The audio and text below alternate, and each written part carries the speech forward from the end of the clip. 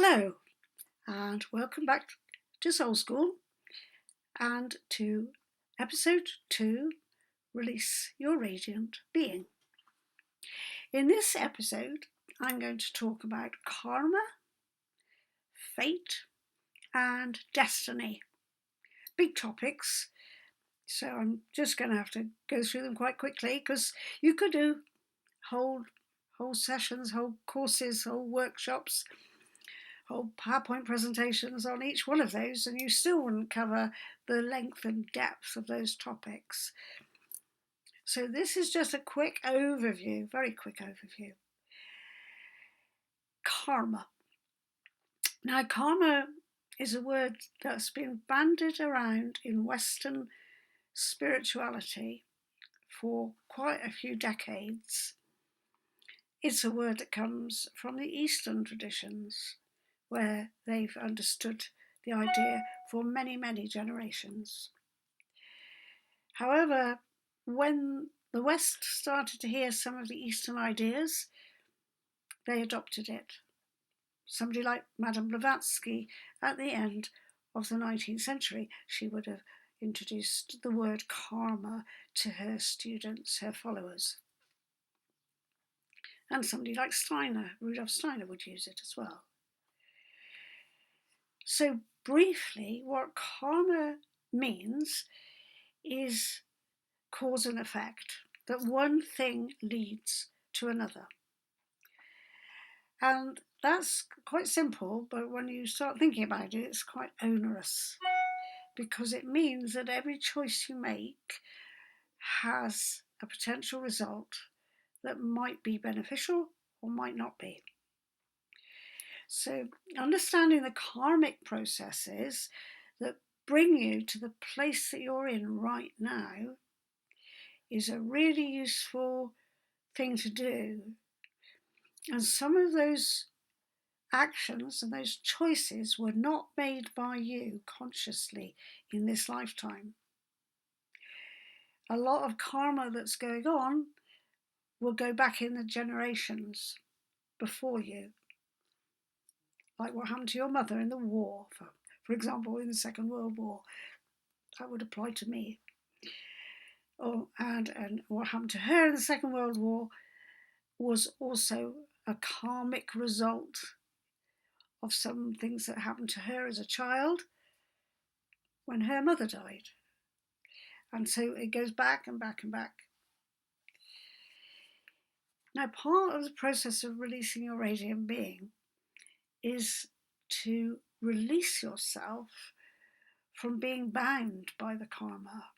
The karma doesn't go away, but the karmic effect on what you do in your life right now can be adjusted, because once your radiance is shining through you for what you need to do, what you want to do, what you can create, once that starts shining, then the old karmic stories take less precedence. They, as I say, they don't go away, because otherwise you would dissolve, you wouldn't be who you are. But they have less significance in the way your consciousness works. One of the exercises that I give students very early in this work is to run a timeline from as far back as you can go. You can even take the timeline back before you were born if you want to. And on that timeline, you mark out the significant events that you see as particularly karmic, as particular nodes of significance that would have made a difference if it went one way or the other way. You know, if your mother had married so-and-so, if so-and-so hadn't been killed in the war, if this, if this, if this. And you could see the different potential splitting of possibilities. Well, this person was killed in the war, so my mother didn't marry that person, and then she got pregnant by that person. So, you know, those threads are part of your story as a human personality. But your human personality has got this larger angelic template embedded within it.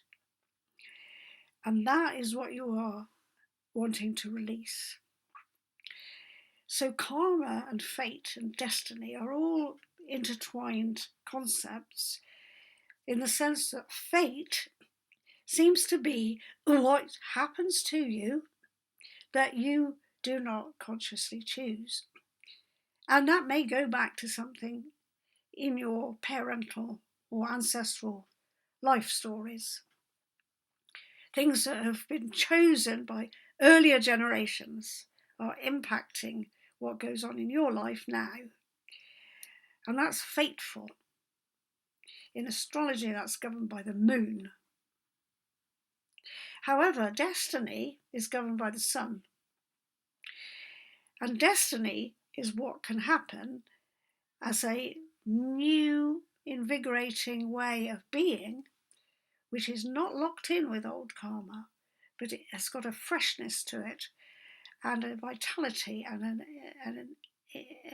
a phoenix-like resurrection that allows you to say, okay, that's the old karma, that's the old fateful events that happened, but now I choose from who I am and where I'm going. I choose my destiny. So fate is about things that happen you can't choose. Destiny is about what's going to happen that you can choose. And a lot of those choices are based on perception. And the perception of the holistic story of who you can be comes from non-dual thinking, comes from clarity, comes from a sense of being centered and a sense of being integrated, so that you are aware of the radiance when you make these choices, and you don't make choices that diminish the radiance.